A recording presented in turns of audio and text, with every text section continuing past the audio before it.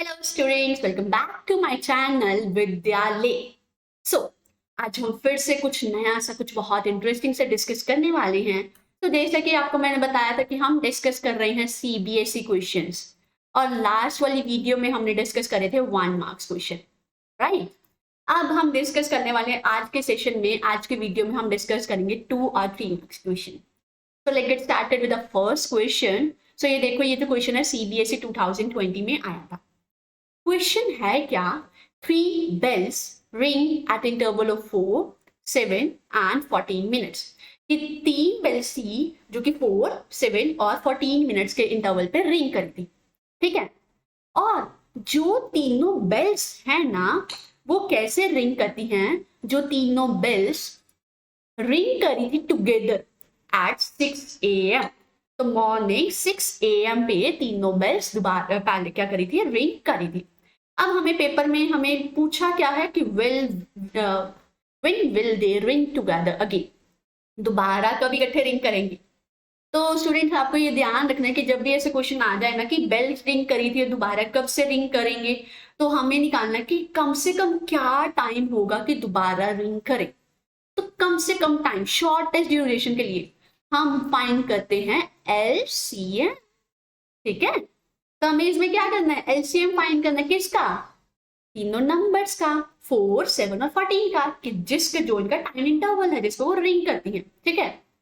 तो जैसे कि फर्स्ट बेल है, अभी रिंग करी है, आफ्टर 4 मिनट्स अगेन रिंग करेगी।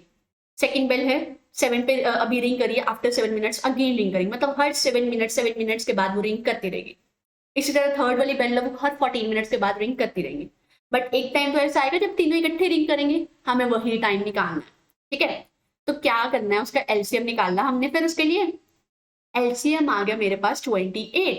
अब ये 28 से मुझे क्या समझ आएगा, इसका मतलब है कि ये जो बेल्स हैं तीनों के तीनों, ये हर 28 मिनट्स के बाद रिंग करेंगी। क्या मतलब है कि ये हर 28 मिनट्स के बाद रिंग करेंगी, ठीक है। अब हमें दिया है कि पहले ये रिंग करी थी 6 AM पे, तो अब इसका मतलब है कि 6 AM पे पहले रिंग करी थी, तो 6 AM के 28 मिनट्स के बाद फिर से रिंग करेंगे। तो टाइम क्या होगा, that is 6 AM plus 28 minutes. तो क्या होगा, 6:28 AM पे दोबारा से वो रिंग करेंगी। इसके बाद भी वो रिंग करते रहेंगे, हर 28 मिनट्स एक्स्ट्रा ऐड करते जाएंगे, तो हमारे पास पता लग जाएगा कि इसके बाद कब कब वो रिंग करेंगे। बट हमें पूछा था when will they ring together again, so वो टाइम क्या होगा, 6:28 AM। Clear to all? Okay, wonderful.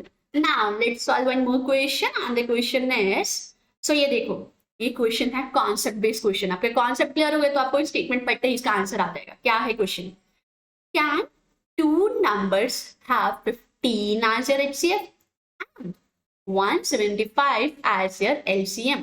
तो हमें क्या पूछा है, क्या ऐसे कोई दो नंबर एग्जिस्ट करते हैं कि जिनका HCF 15 हो और LCM 175 हो, हमें ये बताना है। और अगर एग्जिस्ट करते हैं तो उनका रीजन क्या है, अगर एग्जिस्ट नहीं करते तो उनका रीजन क्या है। तो इसके लिए एक सिंपल सा लॉजिक, एक सिंपल सा कॉन्सेप्ट, अगर वो कॉन्सेप्ट आपको याद आ जाएगा ना, तो आपको ये क्वेश्चन मिनट में सॉल्व कर लोगे। मिनट भी बहुत ज्यादा, विद इन सेकंड्स आप सॉल्व कर लोगे। क्या था वो कॉन्सेप्ट, बस आपको ये चीज आपको पता होनी चाहिए। क्या है ये, कि कोई भी दो नंबर्स का एलसीएम हमेशा उसके एचसीएफ से कंप्लीटली डिविजिबल होता है। अब मैं चेक करूंगी कि क्या 175 15 से कंप्लीटली डिवाइड कर सकते हैं। सो मैंने डिवाइड भी करके देख लिया, तो ये मेरे पास क्या आ गया, कंप्लीटली तो डिवाइड नहीं हुआ, मेरे पास 10 रिमाइंडर आया। अब क्योंकि ये कंप्लीटली डिवाइड नहीं हुआ, तो हमें पता है अगर कंप्लीटली डिवाइड ही नहीं हुआ तो मतलब ऐसे तो दो नंबर्स हैं ही नहीं कि जिनका HCF 15 होता, LCM 175 होता। सो सिंपल सा answer, two numbers cannot have 15 as your HCF and 175 as your LCM। Clear हो गया सबको? इजी सा क्वेश्चन था, बस यहाँ पे कॉन्सेप्ट याद रखना था कि दो नंबर्स का LCM हमेशा उनके HCF से कंप्लीटली डिविजिबल होता है। अगर तो वो डिविजिबल है तो वो आंसर है कि मतलब ऐसे नंबर्स एग्जिस्ट करते हैं, अगर नहीं है तो ऐसे नंबर एग्जिस्ट नहीं करते, ठीक है। Easy question. Okay, now let's discuss one more question. और ये क्वेश्चन देखो, ये बहुत ही इंटरेस्टिंग क्वेश्चन है, 3 मार्क्स में आएगा पेपर में। तो क्वेश्चन है क्या, यहाँ पे देखें। देखो यहाँ पे क्या है, हमें यहाँ पे एक फैक्टर ट्री दिया हुआ है, हमें फाइंड क्या करना है, कंपोजिट नंबर x। अब यहाँ पे देखो कैसे फैक्टर ट्री का मतलब क्या, कि जो भी नंबर x होगा ये उसको ब्रेक करा है, तो मतलब दो उसके फैक्टर्स है, तो x क्या हो गया, 2 मल्टीप्लाई y, है ना। अब यहाँ पे y लेके चले तो y के भी दो फैक्टर्स है, तो मतलब y क्या होगा, प्रोडक्ट होगा 3 मल्टीप्लाई 1855 का। ठीक है, जैसे हम यहाँ पे चेक करें तो 1855 के फैक्टर्स क्या है, 5 और 371। इसी तरह से 371 के फैक्टर्स क्या है, 371 किसके इक्वल हो गया, 7 इंटू जेड के। अब पहले मैं z भी फाइंड कर लेती हूँ। तो z कैसे फाइंड करेंगे, अब हमें रिलेशन तो पता लग गया, तो कैसे फाइंड करेंगे, मुझे पता है कि यहाँ पे 371 जो है वो क्या है, 7 टाइम्स z के इक्वल है। सो यहाँ से z क्या आ गया मेरे पास, 371/7। अब ये क्या होगा, 7 1 is 7, 7 5 is 35 एंड 7 3 is 21।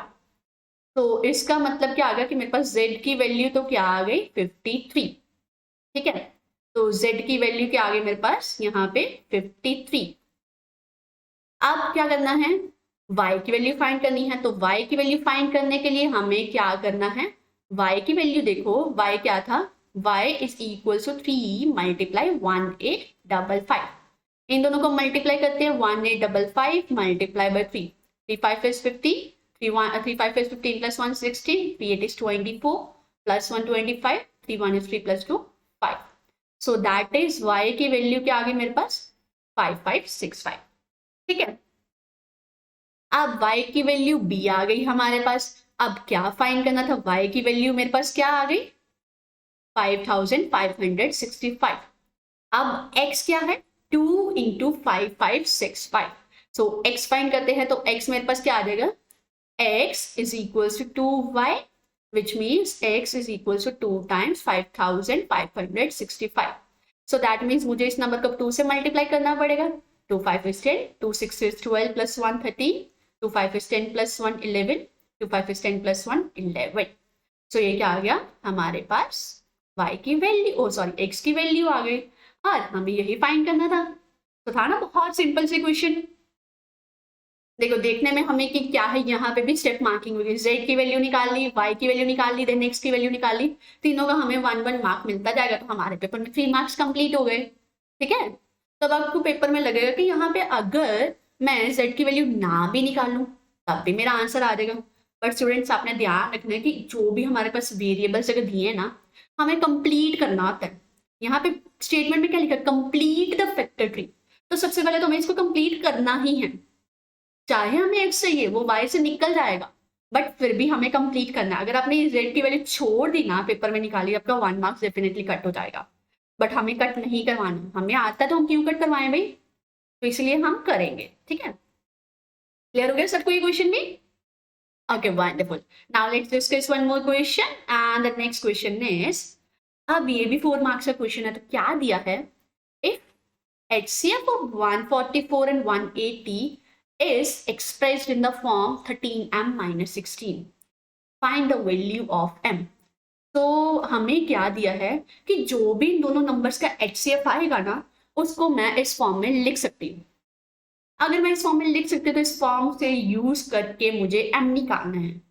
तो स्टूडेंट्स आपको पता है इसमें हम क्या करेंगे, पहले तो मैं क्या करूंगी, HCF फाइंड कर लूंगी 144 और 180 का। ठीक है, जो भी HCF आएगा उसको हम इक्वेट कर देंगे, जो भी HCF है, क्योंकि वो HCF इसी फॉर्म का होगा, तो दैट इज HCF को हम लिख सकते हैं 13m minus 16 की फॉर्म। फिर ये तो फिर इक्वेशन बन गई, और इक्वेशन तो हमें सॉल्व करनी आती है, तो फिर हम इक्वेशन सॉल्व करेंगे और इनकी वैल्यू फाइंड कर लेंगे, है ना, सिंपल। तो चलो अभी हम HCF फाइंड करते हैं, सॉरी HCF फाइंड करते हैं। तो HCF फाइंड करने के लिए हमें क्या करना पड़ेगा, प्राइम फैक्टर्स निकालने पड़ेंगे दोनों नंबर्स के, राइट। तो प्राइम फैक्टर्स निकालते हैं दोनों नंबर्स के, तो वो क्या आ गए, सबसे पहले निकाल लेते 144 के। सो 2 7 is 14, 2 2 is 4, 2 36, 2 18, 2 9, 3 1 3 and 3 1 is this। Okay, अब यहाँ पे नेक्स्ट वाले नंबर के निकाल लेते हैं, तो नेक्स्ट नंबर हमारे पास क्या था 180। सो 180 के कैसे निकाल लेंगे हम, 290, 245, 315, P5 एंड 5 1। ठीक है, अब यहाँ पे HCF फाइंड करना है, तो प्राइम फैक्टर्स पहले लिखेंगे हम। तो प्राइम फैक्टर्स दोनों नंबर्स के हम लिख लेते हैं। तो प्राइम फैक्टर्स हमारे पास दोनों नंबर्स के क्या आ रहे हैं, प्राइम फैक्टर्स ऑफ 144। तो क्या आ गया, 2 into 2 into 2 into 2 into 2, 4 times 2 multiply 2 times 3, which can be written as 2 raised to power 4 into 3 raised to power 2। ठीक है, और इसी तरह से 180 के प्राइम फैक्टर्स क्या है, 2 into 2 into 3 into 3 into 5, which is 2 square into 3 square into 5। अब HCF में क्या लेना है, कॉमन प्राइम फैक्टर्स लेने हैं। कॉमन प्राइम फैक्टर्स कौन से, 2 और 3, एंड उनकी जो पावर लेनी वो क्या लेनी, स्मॉलेस्ट वन। तो 3 की तो सेम है, तो स्क्वायर आ गई। 2 की स्मॉलेस्ट पावर क्या है, 2। सो ये आ गया HCF। So 2 square is 4, 3 square is 9. So HCF of these two number is 36. अब HCF आ गया दोनों नंबर्स का, जो कि मेरे पास आया 36। कैसे, अभी मुझे पता है कि ये जो HCF है 36, हम स्टेटमेंट में ही दिया है कि किस फॉर्म में लिख सकते हैं 36 को, 13m माइनस 16 की फॉर्म में लिख सकते हैं। ये गिवन है हम स्टेटमेंट में कि हम इस फॉर्म में लिख सकते हैं। तो अब मुझे यहाँ से m की वैल्यू फाइंड करनी है। तो क्या हो गया, 36 plus 16 is equal to 13m। तो दोनों को ऐड करा तो यहाँ पे मेरे पास क्या आ गया, 13m is equals to 52, implies m is equals to 52 by 13 which is 4। So यहाँ पे m की वैल्यू क्या आ गई मेरे पास, 4। Simple, clear to all, okay, wonderful, super। Now let's solve one more question, and the next question is, हमें क्या दिया है, HCF of two numbers is 145, their LCM is 2175। If one number is 725, find the other number। अब यहाँ पे ये question देखो, question वही वाला रिलेशन के कॉन्सेप्ट पे था ना, हमने कॉन्सेप्ट पढ़ा था रिलेशन क्या होता है टू नंबर्स में। सो क्या रिलेशन था, product of two numbers is equal to their HCF multiply LCM। यही रिलेशन था दोनों नंबर्स के बीच में, राइट। अब देखो ये पेपर में मैंने आपको क्या कहा था कि 1 मार्क, बेटे ये देखो ये पेपर में 4 मार्क्स में भी आ गया क्वेश्चन, तो 1 मार्क तो हमें ये सीधा सीधा ये फॉर्मूला लिखने के मिल जाएंगे। ठीक है, अब यहाँ पे देखो फॉर्मूला लिखा, तो इसको मैंने फिर किस फॉर्म में लिखा, हमें क्या दिया, 1 नंबर दिया है उसको मैं A ले लेती हूँ, अदर नंबर उसको मैं B ले लेती हूँ, और उन दोनों का HCF दिया है 145, LCM दिया है 2175। इस स्टेप के मुझे 1 मार्क मिल जाएगा। अब मैं 1 नंबर की जो वैल्यू है वो मैं सब्स्टिट्यूट करूंगी, multiply B is equals to 145 into 2175। ठीक है, अब वैल्यू सब्स्टिट्यूट कर दी। अब जब मैं इसको ट्रांसपोज कर दूंगी to the right hand side, so मेरे पास क्या आ गया, 145 इंटू 2175 डिवाइडिंग 725। ये चीज आ गई, मुझे पेपर में इसका 1 मार्क मिल जाएगा। ठीक है, पेपर में फिर इसका 1 मार्क मिल जाएगा। अब फाइंड कैसे करेंगे, सो इसको कैंसिल करते हैं, हम कटिंग करते हैं, तो ये देखो चेक करते हैं 725 इंटू 3, क्या मेरे पास ये नंबर बन रहा है, आई थिंक बन भी सकता है, नहीं भी बन सकता, चेक कर लेते हैं। 3 5 is 15, 3 2 is 6, 7 3 7 is 21। yes, so 725 1 is 725, 725 3 is 2175। अब क्या करना, अब तो कुछ भी रह ही नहीं गया, अब तो मल्टीप्लाई करना है बस। तो 145 को मल्टीप्लाई करेंगे जब 3 से, तो मेरा आंसर आ गया। तो let's multiply 145 by 3। now 3 5 is 15, 3 4 is 12 plus 1 13, 3 1 is 3 plus 1 4, right? So value of B, that is the other number is, so the other number is, we need to find the other number, and the other number is 435, right? Clear to all? 3 4 is 12 plus 1 13 to 1. Yes. So this is the answer. This is the way how we are going to solve these questions. Clear to all? Okay, wonderful, wonderful. Yes. Okay, and yes, students, again, I'm talking to you. Yes, if you are having any doubt, अगर आपको किसी भी step में, किसी भी question में, किसी भी एक सिंगल स्टेप में भी अगर डाउट है, तो आप मेरे को मुझे बता सकते हो कि मैम मुझे क्वेश्चन नंबर 2 में मुझे इस स्टेप में मैम इस तरह से मुझे डाउट है, मैं आपके डेफिनेटली डाउट क्लियर करूंगी. एंड ये student, don't hesitate to ask doubts. अब अगर डाउट्स पूछना बहुत ही इंपॉर्टेंट होता है. जितने आप ज्यादा से ज्यादा डाउट्स पूछोगे ना, आपके कॉन्सेप्ट उतने ज्यादा क्लियर होते जाएंगे. तो डाउट्स जरूर पूछा करो. अपने मन में कोई भी डाउट आपको नहीं समझ आया, भाई हम पढ़ रहे हैं तो अपने डाउट्स को क्लियर करेंगे, तो अपने डाउट्स जरूर क्लियर करना. ठीक है? Okay, bye, take care, have a great day.